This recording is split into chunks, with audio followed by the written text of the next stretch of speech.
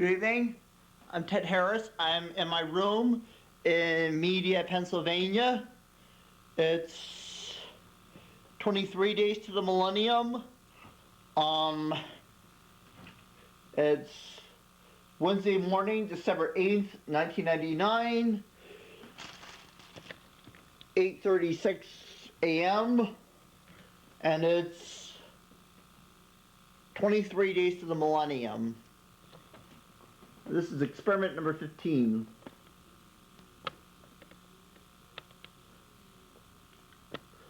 These are some of the horror creatures I did.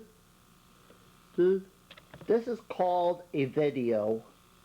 What we do is, it's a movie on standard tape cassette that's plugged into a VCR.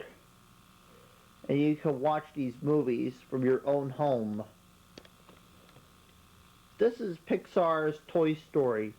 It was the first computer-generated movie done in 1995. Over 2 million Buzz Lightyears were sold, but we didn't have enough to make demands. Back in 1997, over 200 Tickle Me Elmos were sold.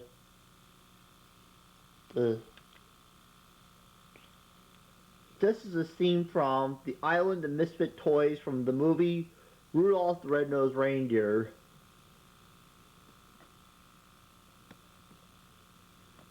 We didn't know if we had enough to make demands.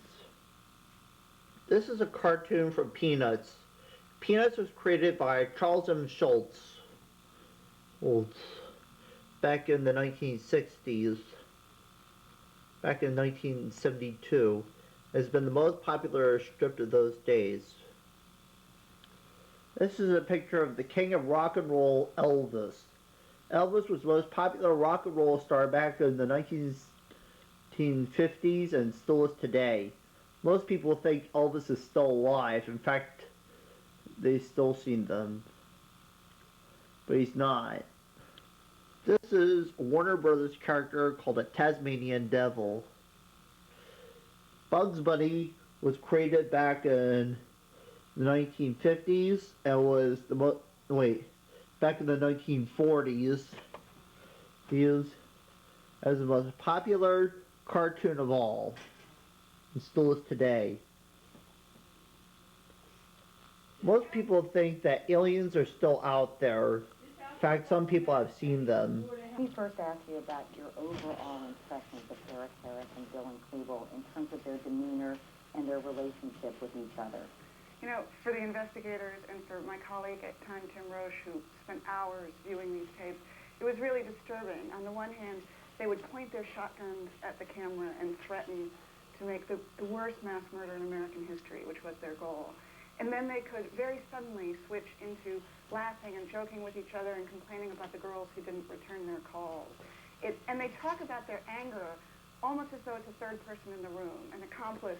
This was the biggest mass murder in, you know, in a sense, in 1998. Articulate of the two, but it's clear as they talk that Dylan was just as angry a boy and that it was very much an equal partner. Because heretofore, I mean, a lot of people have suspected that Dylan Klebold was the follower, that Eric Harris was the instigator, basically, and that he sort of was the weaker person who kind of went along with the whole plan, but these tapes don't indicate that. No, and we looked at the whole police investigation, and the ballistics reports as well suggest that even on the morning of the massacre, that Dylan fired just as many shots.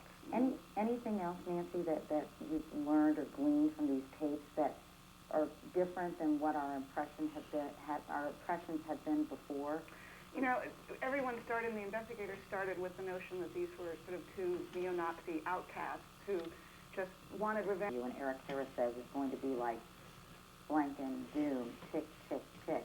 If there's a question about the impact of video games, or this particular video game had, I think the tapes answer that question, don't they? They do. It is impossible to discount the impact when you listen to these boys talk. Their frame of reference ranges from the Old Testament to Shakespeare to video games, but it is clear that they hope to reenact the ultimate video game, and Harris named one of his shotguns after a character from the game Dune. He refers to his shotgun as Arlene, and it's very clear the direct impact that these games and the movies that they saw had on their planning.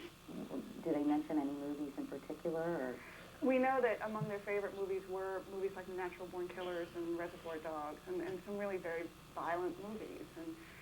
And they are so steeped in the culture, in a sense. They're very aware of this role that they will play, and their quest for fame is this is the path that they want to take. It's the evil path they could have chosen.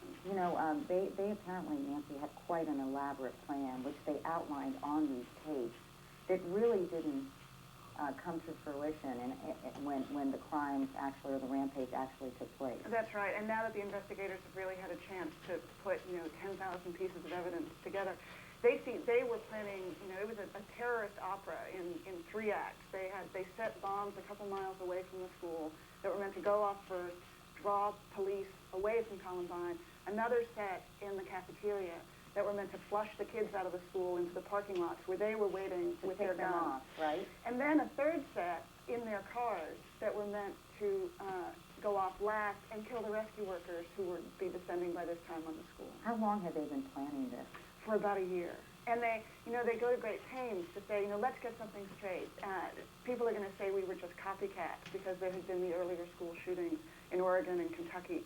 Said, those guys didn't know what they were doing. We were original about this, essentially. We thought of this first, and this has nothing to do with those other school shootings. In terms of seeking fame and fortune, at one point they say, isn't it fun to get the respect that we're going to deserve? Directors will be fighting over this story. And as I mentioned, they say they have a little talk about who's going to be the director. Who they would trust to make their story. Did they seem delusional when they were talking about this? I mean, did they really think that they would be celebrated? Oh, these kids were totally messed up. I think, the problem is that they were aware that, we have reached a point where fame is completely detached from merit. It wasn't that they thought that they were going to be celebrated, just that they would be unforgettable for what they were planning to do. Ironically, the only people they talk about with any fondness is their parents. And we've got some excerpts from what they talk about their parents. They say, there's nothing you guys could have done to prevent this.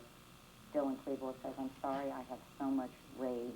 At another point in time, they go on and talk about explaining Eric Harris why he doesn't want to be close to his parents. I don't want to spend any more time with them. I wish they were out of town so I didn't have to look at them and bond with them more.